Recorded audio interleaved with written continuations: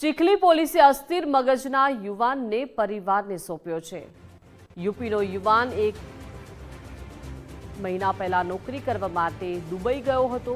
માનસિક અસ્થિરતાના કારણે દુબઈ સરકારે ડિપોર્ટ કર્યો હતો।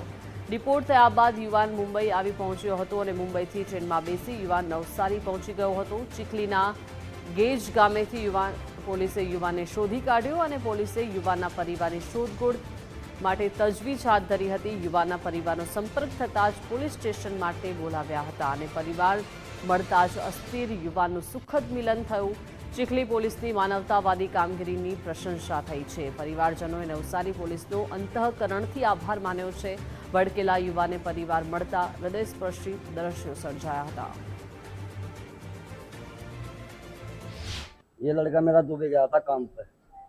ईरान की वजह से वहाँ से 50-60 आदमी जल्दीबाजी में दुबई ने बम्बई भेज दिए।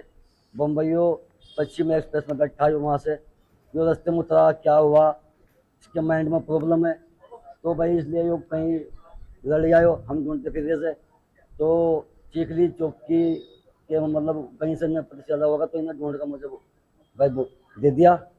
भाई इनका बहुत बड़ा धन्यवाद शुक्रिया। કોઈ પણ કારણોસર